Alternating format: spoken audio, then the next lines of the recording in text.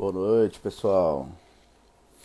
Então, hoje estamos iniciando aqui nossa terceira semana de lives aqui em parceria com o canal Infodireito. Primeiramente, né, agradecer aqui ao Dr. Jedson por essa oportunidade de estar aqui mais uma vez e aguardando aqui a presença hoje do Dr. Vinícius Taveira, juiz do trabalho da 15ª Região. Assim que ele entrar aqui, eu já faço a autorização e faço a apresentação. Cliquei para aceitar aqui, vamos ver. Ainda não, ainda não. Enquanto o Dr. Vinícius Taveira entra aqui, pessoal, eu quero aproveitar para fazer um convite a vocês de acompanhar o nosso canal no Telegram. Temos também, caso você não queira participar dos debates, temos o grupo, né, que tem os debates acalorados lá. E caso você não queira participar do grupo, não tem tempo por algum motivo, na minha bio você tem acesso ao grupo. Se você quiser participar do canal, é só pesquisar aí execução estratégica no seu Telegram e participar do nosso grupo. Estou aguardando aqui a presença do Dr. Vinícius Taveira. Parece que ele já apareceu aqui. Está acenando.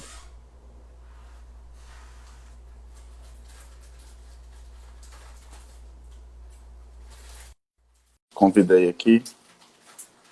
Ele aceitando, ele já vai fazer parte aqui da nossa live.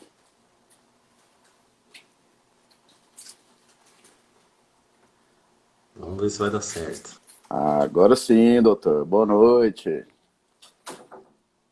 Já apareceu minha imagem aí? Apareceu, para mim apareceu. Aqui pra mim ela tá toda preta a minha imagem. Acho O que povo vai tá me vendo? carregar aí. O pessoal tá acenando aí, pelo jeito tá aparecendo. Tá bom, tá ótimo. Então, esse é o Dr. Vinícius Taveira, é o nosso parceiro aqui da execução estratégica. Ele é juiz do trabalho da 15ª Região de Campinas, é professor, membro do Hierarquia Dinâmica. Quem não conhece esse perfil no Instagram, passe a conhecer agora, vai lá seguir Hierarquia Dinâmica. E também é nosso parceiro aqui no Execução Estratégica. Hoje, nessa terceira semana aqui, nós vamos falar sobre incidentes na execução. Doutor Vinícius, dá uma boa noite pro pessoal, faz o seu merchan aí inicial antes da gente partir para a sabatina. Boa noite a todos que estão nos acompanhando. Boa noite, Leandro. Boa noite ao pessoal do grupo que nos acompanha, o grupo Execução Estratégica, o pessoal que acompanha aqui a Dinâmica também. É uma satisfação mais uma live, né, com todos vocês. Aqui estou vendo o pessoal que sempre nos acompanha, né, o Ulisses, que faz parte do nosso projeto também, né, de execução estratégica. Aqui o Dr. Roger, efetividade da execução, que também tem um projeto muito legal de execução, Dr. Olegário, enfim, doutora Cristiane, o pessoal que nos acompanha e que hoje nos dá a satisfação de poder trocar ideias sobre temas tão importantes e tão caros para a gente, né? Como o Leandro já adiantou, nós estamos iniciando agora um projeto bem legal de disseminação de informações e de estímulo ao debate sobre execução. E essas lives de segunda-feira, elas fazem parte desse projeto. E hoje eu fui convidado. Eu sou convidado para tratar sobre temas que eu gosto tanto e que são tão importantes para a efetivação da jurisdição trabalhista e, no final das contas, também dos direitos sociais dos trabalhadores. E hoje é especial Tanto que eu fiz o convite ao pessoal participar do nosso grupo lá no Telegram, porque hoje nós vamos responder algumas perguntas que foram feitas lá nesse grupo do Telegram, de execução estratégica. Lembrando, tem aqui no meu perfil, execução.descomplicada, na bio, tá lá o link para o grupo. E se você quiser participar só do canal para ver só as notícias, inclusive já estamos no segundo informativo. Isso. Então, se você tem interesse em compartilhar com a gente um pouco da experiência sua na execução, aprender e até nos ensinar também, que a gente sempre está aprendendo também, faça parte aí do nosso grupo. Doutor, vamos partir para as primeiras perguntas já? Bora, vamos embora. O tempo urge. O pessoal, ainda mais agora com essa inovação aí, o pessoal está preocupado com a questão do TR e do IPCA aí. A liminar ADC 58 afeta as sentenças transitadas em julgado, que já fixaram expressamente a correção aliás, a liminar ADC 58, ela afeta as sentenças transitadas em julgado, que fixaram essa taxa de correção, TR ou IPCA-E? Então, para responder essa pergunta, a gente precisa fazer uma rápida digressão sobre a decisão. Eu não vou entrar no mérito qual que é o índice correto, não é essa a ideia hoje. A nossa intenção aqui é simplesmente tratar sobre a questão processual, né? Se a liminar proferida pelo ministro Gilmar Mendes e se a decisão vindoura definitiva, se elas afetam de alguma forma, se elas atingem de alguma forma as sentenças transitadas em julgado. Então, bom, como todo mundo aí sabe, né, todo mundo vivenciou isso aí, há poucas semanas, num sábado à tarde, de modo inesperado, veio uma decisão liminar do Mendes nas ADC 58 e 59, e na decisão, né, ele determinou a suspensão dos julgamentos de todas as reclamações trabalhistas que versavam sobre correção monetária. Isso gerou um pânico, né? Porque toda sentença trata sobre correção monetária. Com certeza. E naqueles processos em que a sentença não tratou sobre correção monetária, muitas vezes aí tem ED, aí depois vai para RO, às vezes vai lá para o TST, e se na fase de conhecimento isso não é dado, aí na sentença de liquidação, na decisão de embargos, enfim, grande parte dos processos seriam afetados, atingidas por essa decisão. E aí gerou caos, né? Toda a discussão, tal. Eu lembro que saiu no sábado, no sábado à tarde, domingo de manhã, quando eu acordei e vi aquela decisão, fiquei o dia inteiro lendo, estudando, pesquisando, enfim, debatendo. Os grupos de juízes ficaram uma loucura. Mas, enfim, aí naquela mesma semana, o ministro Gilmar Mendes, ele foi acionado, né, por meio de um agravo, né, um agravo regimental, na verdade uma medida cautelar em agravo regimental. E aí ele decidiu como se fosse embargos de declaração, né? Ele esclareceu a decisão liminar monocrática por ele proferida e, no meu entender, ele até deu um efeito modificativo, né? Ele incluiu um capítulo lá na decisão do agravo regimental, em que ele fez uma alteraçãozinha ali, assim como fez o ministro Lewandowski naquele caso da MP 936, o ministro Gilmar Mendes também modificou a decisão liminar monocrática ao analisar o agravo regimental. E ele expressamente estabeleceu, né, esclareceu nessa decisão que a determinação de suspensão dos julgamentos, dos processos em que há discussão sobre correção monetária, ele esclareceu que essa determinação não acarreta a paralisação do justiça do trabalho. Não seria essa, de acordo com essa decisão, a intenção da decisão, né, da liminar. nem mesmo de suspender as sentenças, os acórdãos, as decisões em liquidação e execução.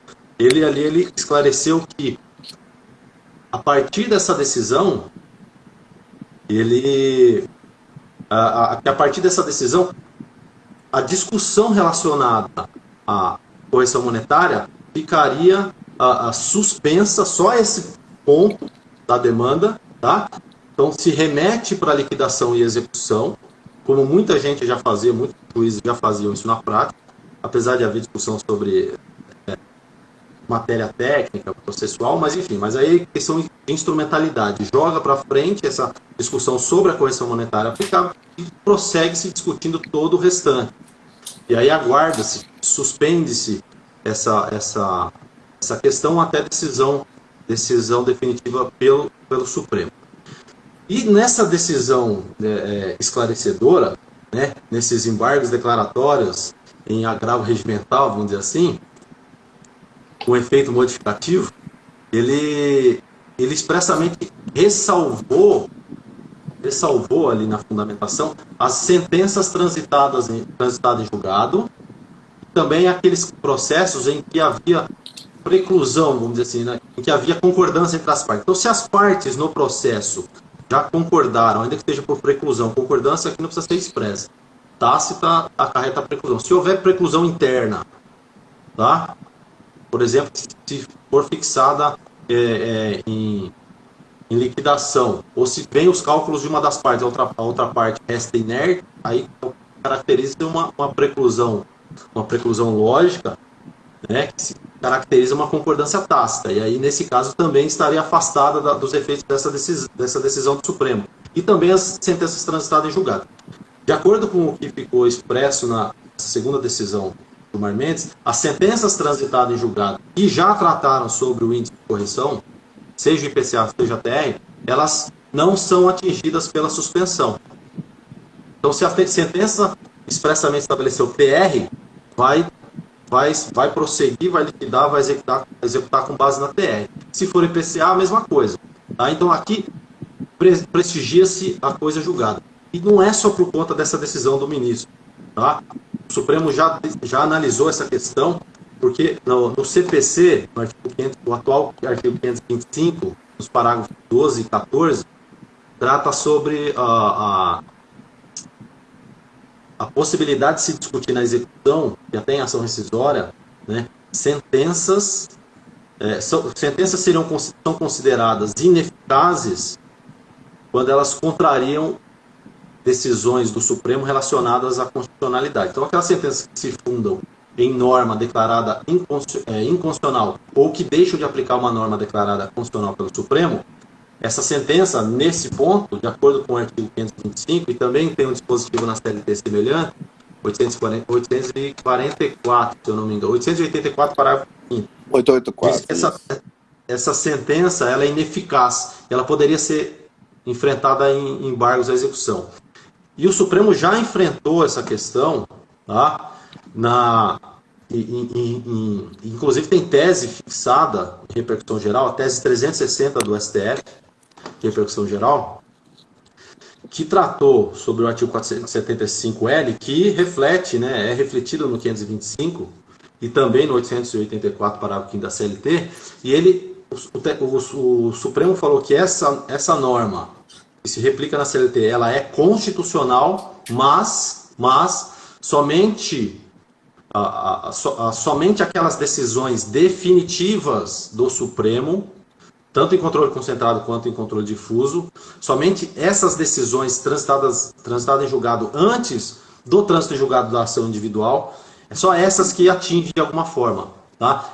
Então, o que acontece? O que isso reflete nessa nossa discussão? As sentenças que já transitaram em julgado, elas não são afetadas nem pela liminar, nem mesmo pela futura decisão definitiva, independentemente do que ficar decidido. Se o Supremo decidir que é TR, ele não vai alterar a sentença transitada em julgado. Eu, por exemplo, eu adoto um determinado índice já na sentença.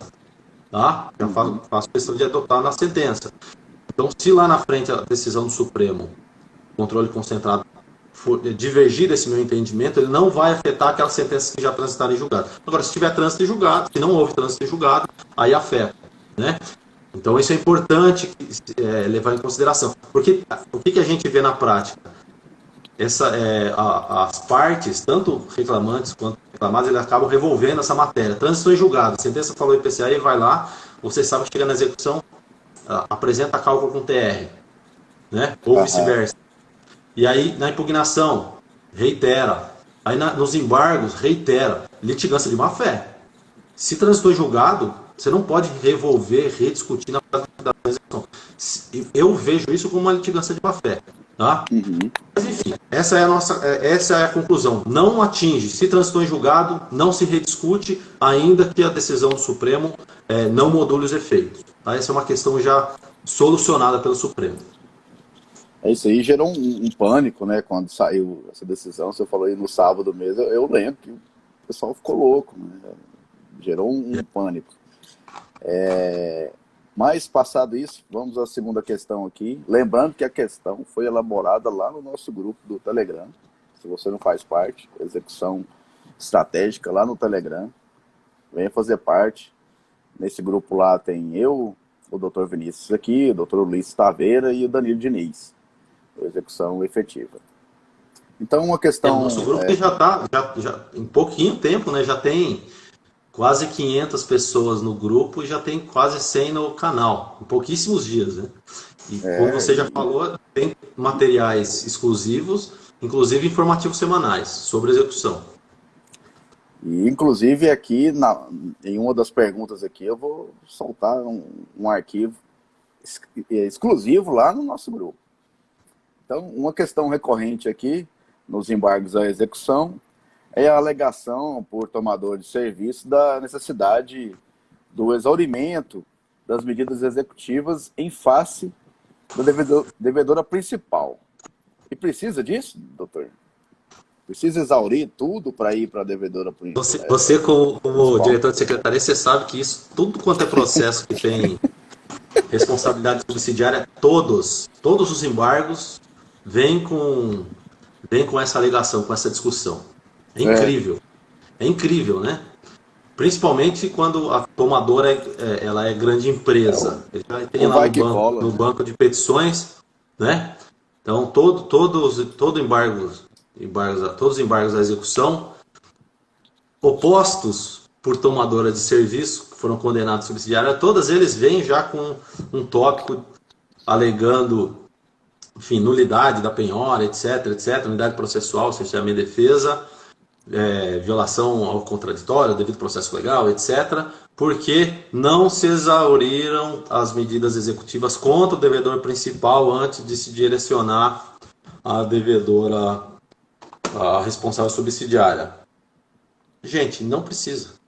Isso, a jurisprudência é tranquila. O TST tem decisões reiteradas sobre essa matéria, tá? Os tribunais regionais também. Agora, existe uma pequena divergência sobre a necessidade de se tentar o Bacen ou outras ferramentas básicas, né? O fato é que o entendimento que prevalece amplamente é que chegou na fase de execução, né?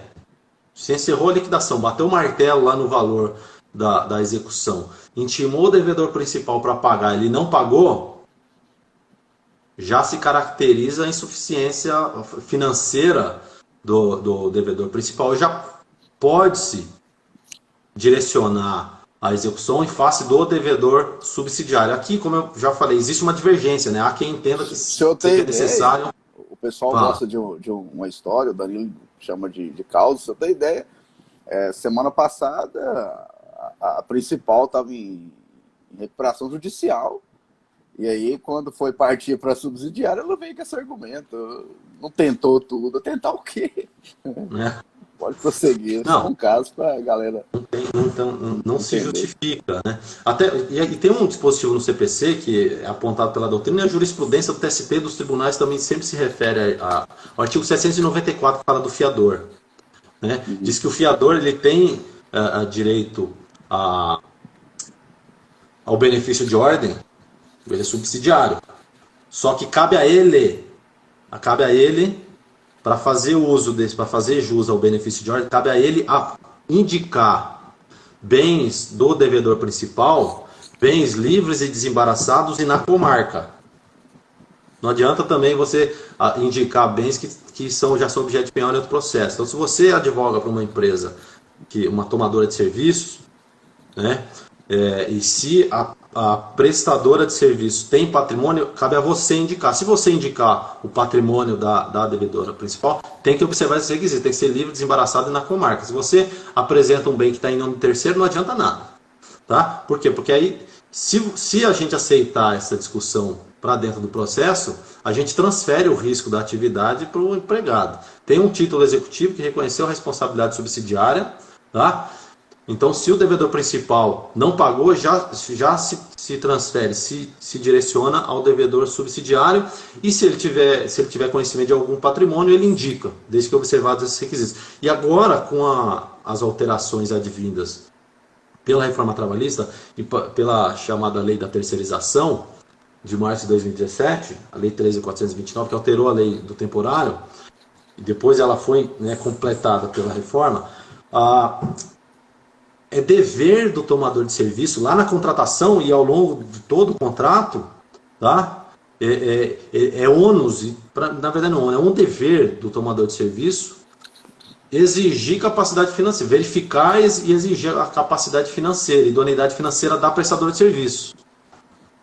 Tá? Então, se a lei impõe esse dever à tomadora de serviço, expressamente na lei, dever legal expresso, explicitamente estabelecido, por mais razão ainda não é porque se exigir, até pela aptidão da prova, não é porque se exigir que o caiba ao reclamante, ao exequente, ao credor, que tem um título executivo, que a ele caiba esse ônus de buscar patrimônio do devedor principal para somente depois se direcionar ao subsidiário. E aqui tem, como você já antecipou, tem a questão dos sócios, né?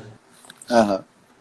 Porque quando a gente fala que não precisa exaurir a execução contra o devedor principal, significa que a gente não precisa adotar as ferramentas, né? Enfim, se a gente entendesse que precisasse exaurir, então a gente teria que adotar todas as ferramentas, mandar o oficial de justiça fazer penhora livre, enfim, né? Seria muito moroso, muito trabalhoso, contrário ao título executivo judicial, a sentença transitada em julgado que estabeleceu a responsabilidade subsidiária. E contra a lei também, 794 do CPC. E aí entra uma outra discussão, que também se insere nesse bojo que você já antecipou. Precisa executar os sócios antes? Também não. Sócios da devedora principal? Também não. Tá? Isso é o que a doutrina de jurisprudência chama de responsabilidade em terceiro grau. Não existe, não há nenhuma norma no nosso ordenamento jurídico que estabeleça benefício de ordem do devedor subsidiário, do tomador de serviço, que agora responde subsidiariamente por expressa previsão legal. Tá? Não há nenhuma norma que prescreva o benefício de ordem dele, tomador de serviço, em relação aos sócios da prestadora. Tanto o tomador de serviço quanto os sócios respondem subsidiariamente. Mas em relação à devedora principal, entre o tomador e os sócios não há benefício de ordem. O exequente, inclusive, ele pode, a meu ver, eles estão ali em pé de igualdade nessa preferência em relação ao devedor principal. O exequente ele pode optar, inclusive, ele pode falar assim, eu quero desconsiderar a personalidade jurídica em relação a um dos sócios, porque eu sei que ele tem muito dinheiro em relação... tem muito melhores condições, inclusive que a própria tomadora de serviço, porque ele tem dinheiro, cacau. Aí ele pode falar assim, eu quero executar o sócio, eu quero desconsiderar a personalidade jurídica e ir para cima do sócio. Então, aqui é importante, tem súmulas, inclusive, eu até anotei aqui, que está lá no nosso informativo, que a gente vai liberar hoje, ainda hoje, né, a gente libera esse informativo. O TRT da 17ª região tem a súmula 4, e o TRT da terceira região tem a OJ 18, que fala expressamente que não se aplica a responsabilidade em terceiro grau. Ou seja, você não precisa executar os sócios da devedora principal para somente depois se dirigir à execução em face da tomadora. E aqui eu retomo a sua fala lá atrás. Essa lógica também se aplica na RJ e na falência, né? Que agora a gente Excelente. precisa falar muito sobre isso, porque nessa crise já aumentou, O vai que, aumentar mais ainda o número de recuperação e com falência. certeza, com certeza. Então, avançando aqui, porque o tempo do Instagram aqui é um contador regressivo. Ô Leandro, você Sim, sabe que se você clicar no ao vivo aqui, aparece o tempo, né? Na nossa, é tela. mesmo. Então, vamos ver. Clica aí. É a primeira vez que. Ó, rapaz, primeira vez que eu sou o mediador aqui, então tô aprendendo. Vamos fazer uma outra coisa aqui. Vamos marcar o título para o pessoal saber. A Cristina pediu para repetir o quê, Cristina? Enquanto isso, eu vou marcar o título aqui. Beleza. Ferramentas, Pois, incidentes, né? é, Incidentes, pode perguntar. incidentes, execução, na execução. Então, vamos partir aqui para o que o pessoal mais gosta, doutor, que a gente tem notado, são as questões práticas relacionadas a embarque terceiro. Você O que a consegue gente. marcar aqui antes? Você consegue marcar, fixar? Clique em cima da minha mensagem aí, incidentes da execução, que aparece a opção de você fixar. Isso, fixou. Aí, boa. Vamos lá. Vamos então para os embargos de terceiro. Súmulas, deixa só antes então. Súmula 4 do TRT 17 e OJ 18 do TRT 3. Cristina Chaves. Cristina, entra lá no nosso grupo que hoje sai um Informativo informativo novo lá. com vários julgados, inclusive sobre essa matéria, inclusive essas súmulas. O link do nosso grupo, se quiser participar das discussões, o link está no meu perfil, Execução Descomplicada, e se quiser só ter acesso aos materiais, tem o canal para isso. O canal ninguém participa nada, só tem acesso aos materiais. O canal é só pesquisar aí no Telegram, estratégia da execução estratégica, perdão, que vai localizar lá o nosso canal. E aí é só pedir para participar e já está tendo acesso a todo o material. Então, sobre as questões práticas relacionadas aos embarques terceiro, o que pode penhorar? Pode penhorar a poupança, previdência privada? O que o senhor me fala juridicamente sobre isso? Bom, isso aí também é recorrente, né? Matéria Demais. em embargos de execução. Porque o CPC expressamente estabelece, no artigo 833, lá no rol de bens impenhoráveis, ele estabelece explicitamente a impenhorabilidade da poupança até 40 salários mínimos. Não é isso? É isso que Isso. está lá no inciso 10. No inciso 10 do 832. Só que o parágrafo 2º, e aqui a gente volta para a mesma discussão de penhora de salário, o parágrafo 2º expressamente estabelece, né, excepciona a impenhorabilidade para pagamento de prestação alimentícia, e olha aqui, pulo do gato. Isso gera uma discussão no STJ, muito no TST, na SDI 2, independentemente de sua origem. Prestação alimentícia, vírgula, independentemente de sua origem. Esse independentemente de sua origem, tá? Essa expressão, ela fundamentou a alteração da OJ 153 do TST, da SDI 2 do TST, para possibilitar a penhora de salários. E esse é um entendimento já há algum tempo que prevalece no TST. Certamente alguém está falando, mas o STJ mudou o entendimento. O STJ é o STJ. Aqui nós estamos falando do TST, da Justiça do Trabalho, né? E lembrando que o STJ tinha esse mesmo posicionamento, só alterou agora na Corte Especial por um voto. Né? Eu acredito que existe até possibilidade desse entendimento lá no STJ ser revisto. Mas no TST, a interpretação que se faz do parágrafo 2º é que as verbas trabalhistas, elas se incluem, se inserem nessa expressão independentemente de sua origem. Ela é uma prestação alimentícia, tá? Que não embora não seja pensão alimentícia propriamente lá do direito de família, ela tem natureza alimentar. Ela tem uma outra origem. Tem natureza alimentar, mas tem uma outra origem. E aqui entram as verbas trabalhistas típicas e também pensão decorrente de acidente de trabalho, doenças ocupacionais, que também tem natureza alimentar expressamente reconhecida pela Constituição, e mesmo indenizações por danos morais decorrentes de doença ocupacional e acidente de trabalho, também por força constitucional que equipara as demais verbas salariais. Então, essa expressão, ela também justifica a penhorabilidade, ela justifica a penhora dos valores existentes nas poupanças dos executados por força do parágrafo 2º, ainda que abaixo dos 40 salários mínimos.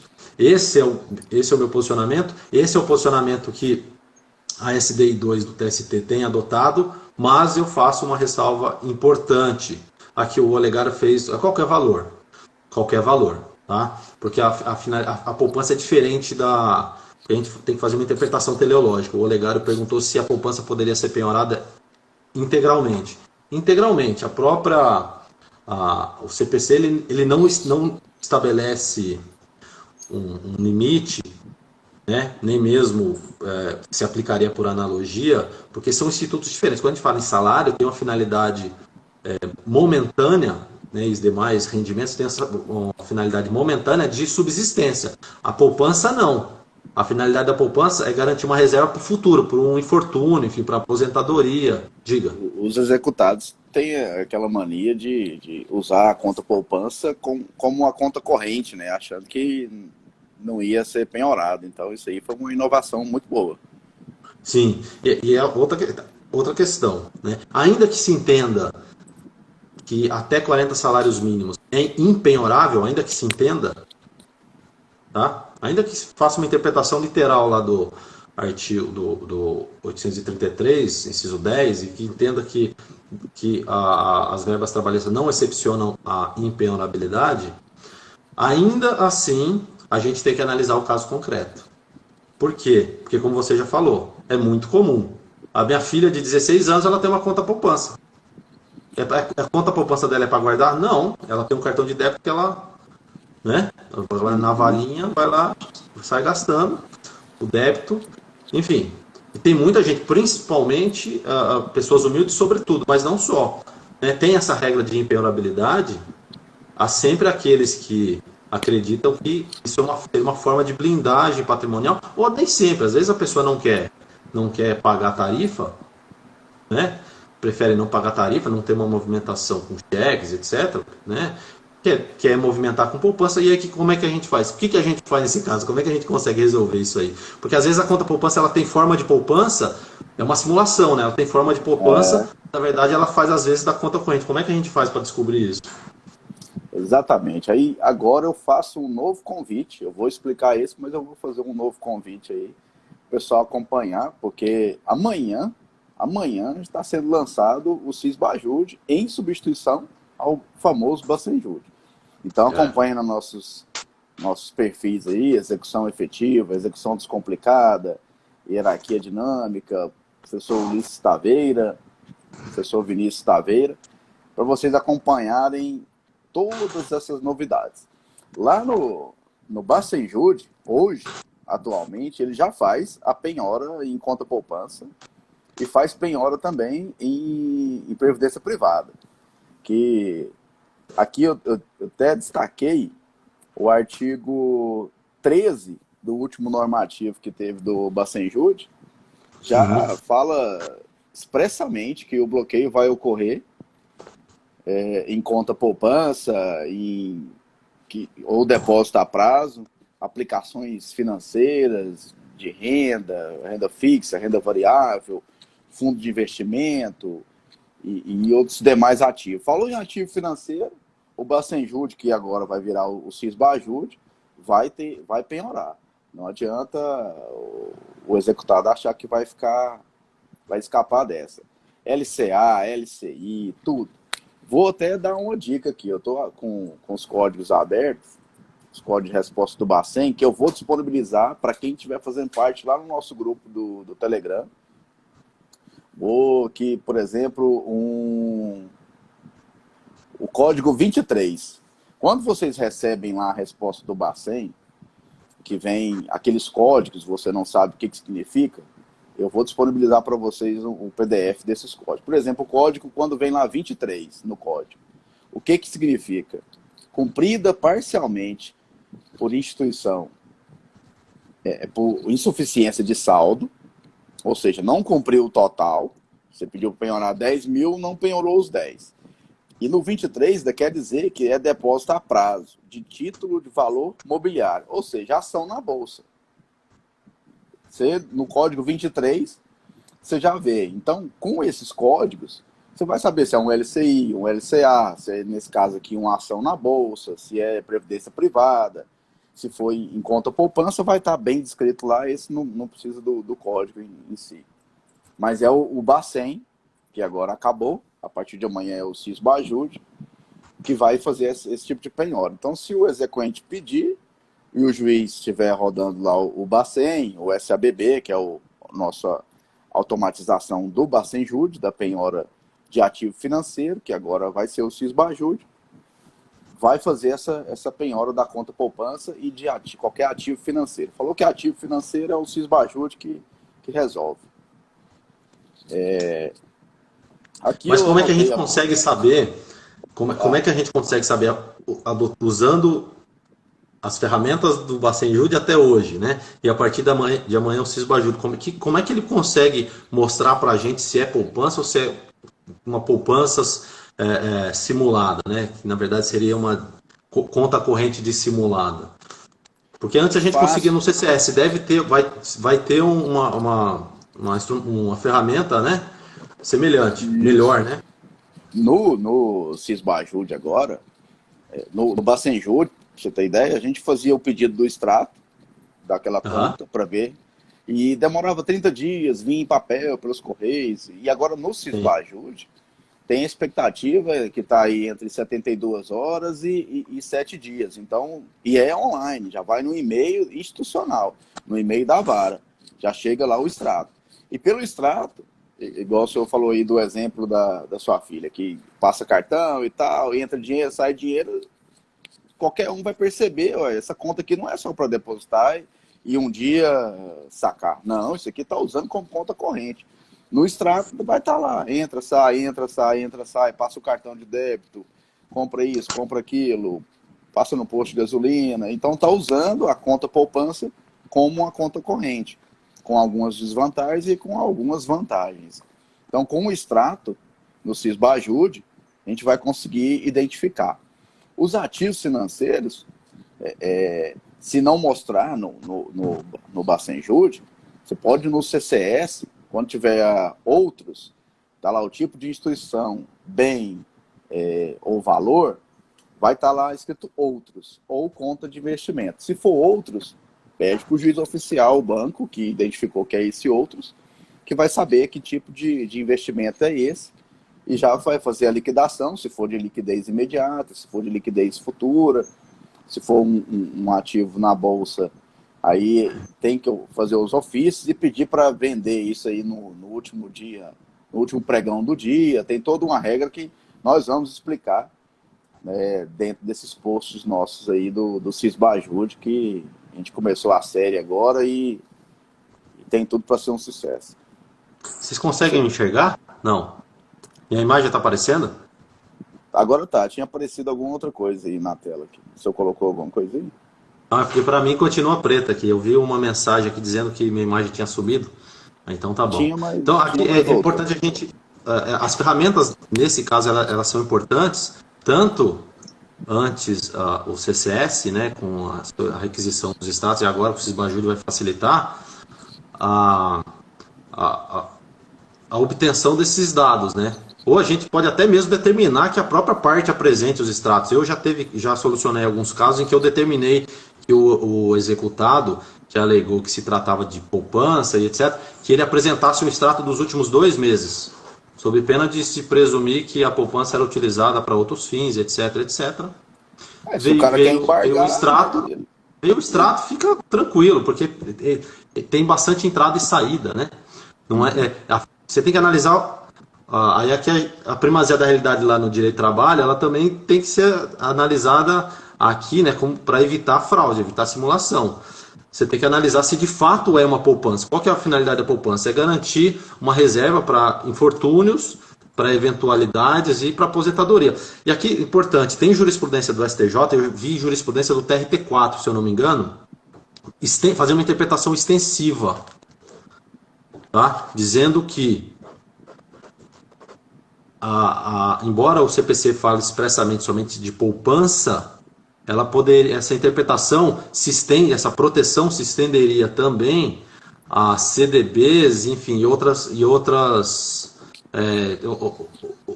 rendas fixas, né? A Tesouro Direto, aqueles títulos do Tesouro Direto, enfim, e tantas outras. E aí tem essa interpretação do STJ e também de alguns tribunais regionais que fazem essa interpretação protetiva do direito do executado. Bom, vamos tocar para frente, senão a gente não consegue. Aqui na pergunta 4, aqui, o executado usa veículo que... essa é muito comum. O executado usa veículo que está em nome de terceiro. Pode penhorar isso bem? Como que funciona isso aí? Se tiver embarque de terceiro, mantém a penhora? O que o senhor entende nesse caso? Isso é muito comum, né? Porque às vezes o executado... Às vezes não, né? Antes de eu quando chega nesse ponto de usar ferramentas eletrônicas... Um caso Vai lá, manda bala. Pode falar. Eu estava em Anápolis, à época, e aí o executado foi para a audiência numa caminhonete. Só que era ainda a audiência de conciliação. Só que o cara já tinha outros processos lá para frente, a advogada foi lá e fotografou o cara descendo da caminhonete, entrando e tal, indo para outra audiência, que era esse caso agora, de estar usando um veículo que estava em nome de terceiro, mas que de fato ele era o dono, tentando esquivar. Aí, o senhor conta aí se isso dá certo ou não, doutor? Ele tirou foto que estava na posse do executado, bem. Não, isso aí, olha, acontece o seguinte, bens imóveis e bens móveis sujeitos a registro, por exemplo, o automóvel, o CPC, ele expressamente estabelece uma presunção favorável, uma presunção de que a propriedade é de quem consta o registro, não é isso? Então, se o bem, o imóvel e o automóvel, se eles estão registrados na pessoa do João, a gente presume que a propriedade é do João, certo? Mas no caso de bens móveis, a gente tem que lembrar o seguinte: quando a gente fala de bens móveis, a regra de transferência de propriedade ela é distinta. Por quê? Porque o próprio CPC, o próprio Código Civil, o atual Código Civil, o anterior, enfim, isso é uma regra já muito tradicional do Código Civil, que a propriedade dos bens móveis, inclusive carros, automóveis, né, motocicletas, caminhões, etc., a propriedade se transfere com a tradição. Então, se comprovado, sei lá, por fotografia, por prova testemunhal, enfim, por fotos do Facebook, do Instagram, às vezes filmou passeando, etc., né, redes sociais, tudo isso pode comprovar a posse do bem pelo executado, e aí essa posse ela afasta essa presunção de propriedade do terceiro. Tá? Então essa posse inequívoca, se demonstrada a posse inequívoca, é possível se concluir, e isso tem jurisprudência a rodo de todos os tribunais, do TST, se demonstrada a posse inequívoca do automóvel por parte do executado, ainda que esse carro esteja em nome de terceiro, a gente aí inverte a presunção, aí a gente presume que ele é proprietário do veículo. E aqui tem algumas ferramentas que podem nos ajudar, não tem? Tem. Tem o mais conhecido, né? Todo mundo sabe que é o Renajud. Você vai estar mostrando lá quem é o proprietário, no caso, o fictício. Mas aí temos a consulta do Detran. Na consulta do Detran, o pessoal entender por analogia, é como se fosse a certidão de matrícula do veículo. mostra desde quando ele foi fabricado, quem foram os donos dele. Então dá para a gente ver que, normalmente é o que acontece nas execuções, o executado já foi dono daquele veículo, mas quando ele começa a dever num processo aqui, outro ali, ele transfere para um vizinho, para um primo, para um parente, um tio, para a mãe.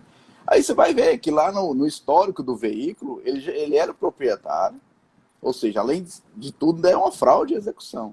Então, Sim.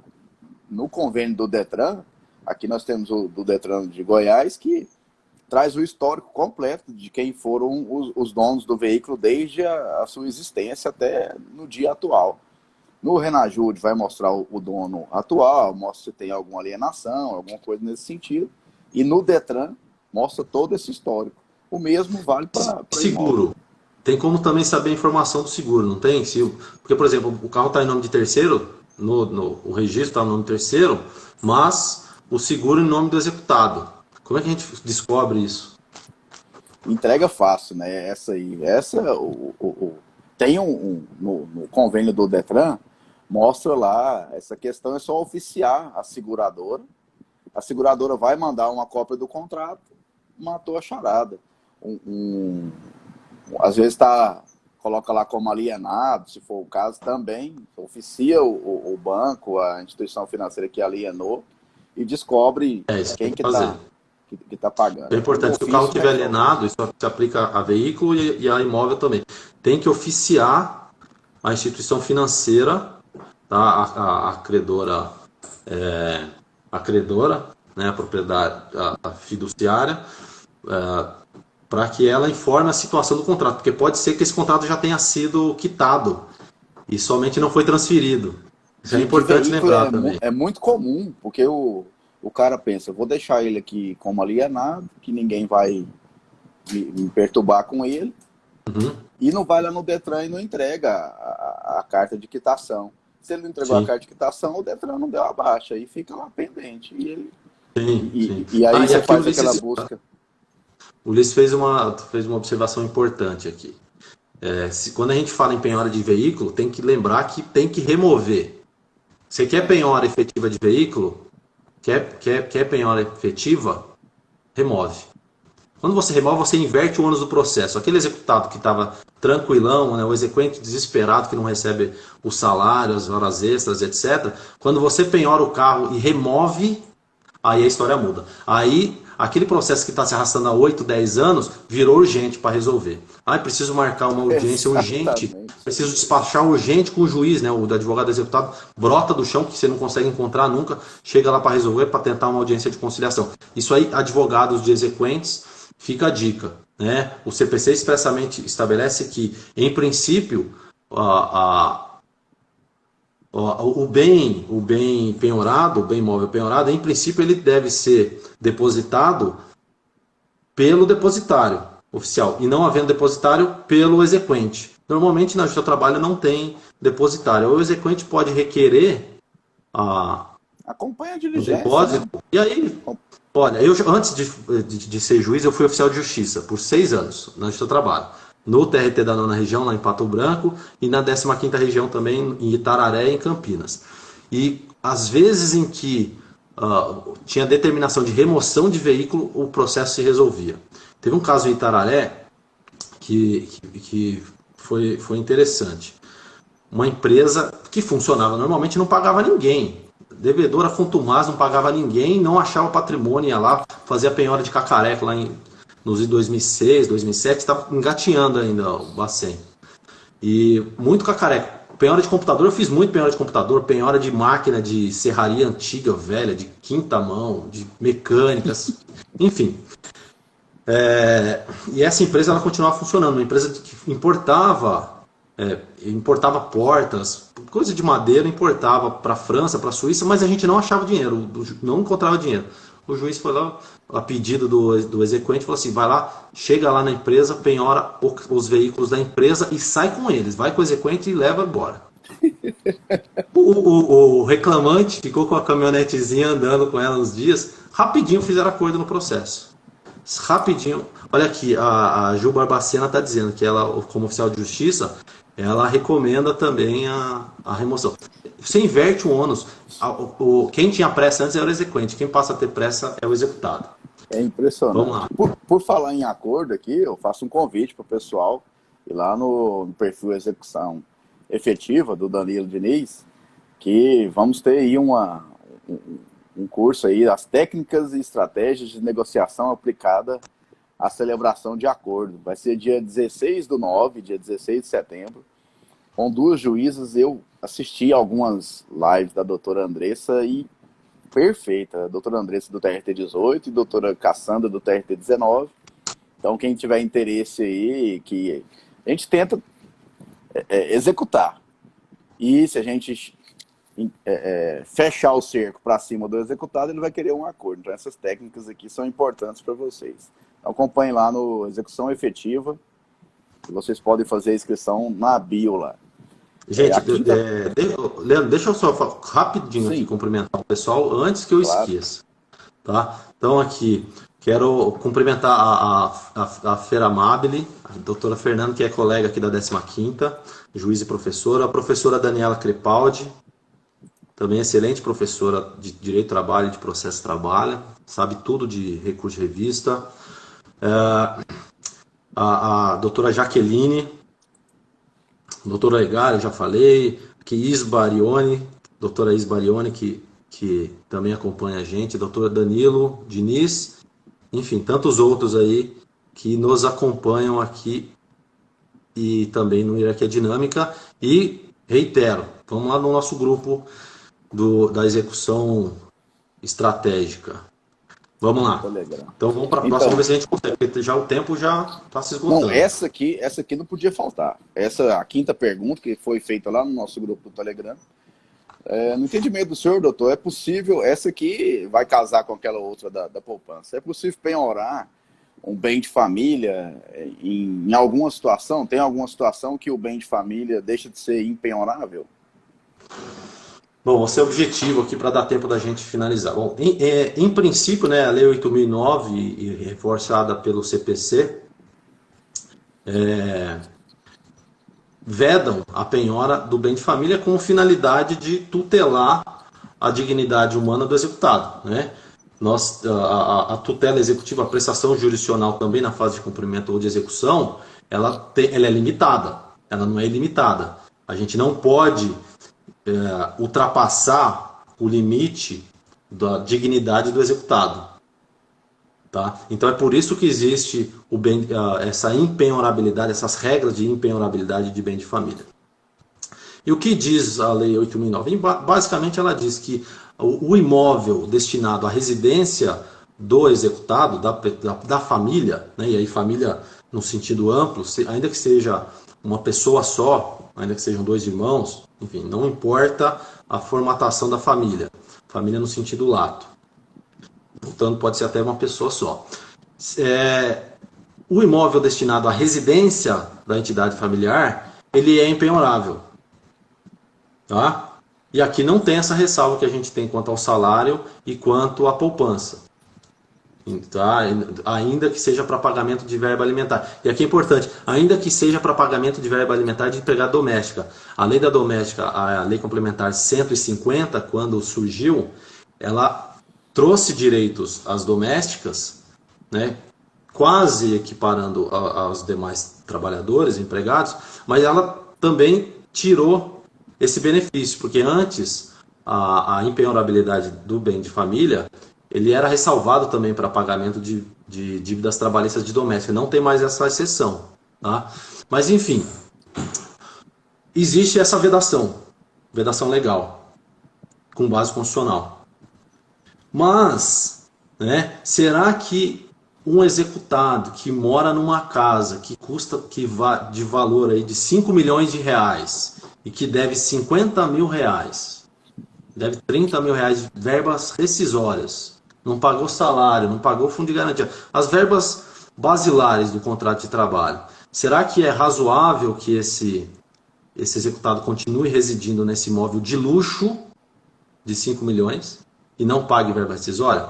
existe, bom, há um entendimento, inclusive no STJ, que permite a penhora deste imóvel, desde que reservado um valor para que ele possa adquirir um outro imóvel e viver dignamente. Mas existe uma outra corrente que faz uma interpretação literal, inclusive é o que tem prevalecido nas decisões do TST. O TST tem sido mais protetivo ao executado, nesses casos, do que o próprio STJ. O STJ tem feito uma interpretação de ponderação de interesses para possibilitar a penhora desses imóveis, desde que resguardando aí, vamos supor esse exemplo que eu dei, de 5 milhões de reais o imóvel, resguarda aí 700, 800 mil, fala, tá aqui esse valor, você vai comprar uma casa, que você vai morar bem com a sua família, e o restante a gente vai pagar todo mundo que você deve. Então existe essa possibilidade e eu entendo que é absolutamente possível, inclusive fazendo uma interpretação analógica com utensílios da casa, né, que o CPC e a lei do bem de família também faz essa ressalva, não pode penhorar os bens que guarnecem a casa, exceto se forem bens de luxo, né? E também bens pessoais, de uso pessoal. Você não pode penhorar, o relógio é impenhorável, exceto se for um relógio caro. Se for um relógio caro, pode. Então, fazendo essa interpretação sistemática, teleológica e à luz da Constituição, né, sistemática e a partir de uma ponderação, entendo que é possível, desde que se resguarde a dignidade. Ulisses, 700 mil eu falei aqui, considerando, né, vamos supor que ele reside em São Paulo, enfim, isso, supondo que o restante do valor dê para pagar todo mundo, tá? É, é bem discutível esse valor, é bem discutível, tá? É bem discutível, porque aí é uma questão Falou aí relativa, de entraria bens, eu numa outra lembrei discussão. de uma outra Mas história que eu contei vamos lá. numa outra live aqui, de uma penhora de um lustre. O pessoal de Anápolis vai saber quem que é, ou vai já ter ouvido falar nessa história, que é a penhora de um lustre de 60 mil reais. Tá aí, Então, ó. como o Danilo Diniz diz, Danilo da Execução Efetiva, diz, acompanhe a diligência quando vai fazer o mandado de penhora, acompanhe a diligência. Às vezes seu olho Isso. vai ver alguma coisa lá que é Verdade. Verdade. interessante. Tem que acompanhar. Assim, Isso é uma dica boa. Rapidinho pra gente terminar. Dica boa. Dica de um ex-oficial de justiça, que hoje é juiz. Acompanhe a diligência do oficial de justiça. Não interfira, não fique incomodando o oficial de justiça lá na diligência. Tá? E mas, é claro que o advogado tem que atuar, mas não extrapola o limite do bom senso. Mas, nesse caso, se encontrar um adorno de valor expressivo, pede para o oficial de justiça certificar. Porque o CPC expressamente estabelece que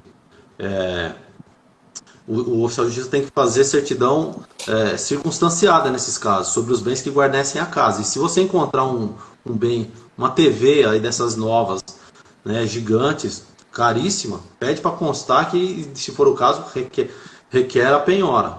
Tá? Insiste na penhora. Bom, eu acho que a gente conseguiu falar sobre quase tudo e a gente agora está nos finalmente, não é isso? Quanto tempo tem? 2 minutos? 58 minutos, 2 minutos que nós temos aí. Então vamos lá. Vamos encerrar. O senhor tinha aí uma pergunta aí no 51 aí? Não, nós estamos. Falta 1 minuto, não é isso? 1 minuto. Então, Não, vamos fazer o seguinte: essa outra questão a gente joga lá no grupo. Eu jogo e depois eu me manifesto. Vamos encerrar, gente. Muito obrigado pela atenção de todos. Leandro, obrigado. Sigam o grupo, sigam a Hierarquia Dinâmica e acompanhem aí nas próximas semanas que vem novidade. Falaram do Cisbajude, vai vir uma novidade do Cisbajude aí que vai gerar um super impacto. Tá bom? nós estamos começando Obrigado uma a todos. série aí. Eu agradeço novamente o convite, a presença, a parceria nossa aí no Execução Estratégica. O senhor tem agregado bastante valor ao nosso grupo lá do Telegram. Faço novamente o convite, está na minha bio lá, o grupo do Telegram. Você pode clicar e acessar, execução pontos complicada. Tem aí a Hierarquia Dinâmica, com bastante conteúdo. Vamos fazer parte aí. Eu agradeço a todos pela participação. Não esquece de gravar a essa live vai live. ficar gravada. Eu vou deixar gravado aqui. Depois nós vamos fazer o repost aí. E agradecer o Jedson, do perfil Info Direito do Trabalho, que sempre está abrindo espaço para a gente. Obrigado, Isso pessoal. aí. Boa noite. Bom descanso, doutor. Obrigado, boa noite. Obrigado, Leandrão. Ótimo. Até mais. Tchau, tchau. Até mais. Falta aqui 30 segundos. Encerrar.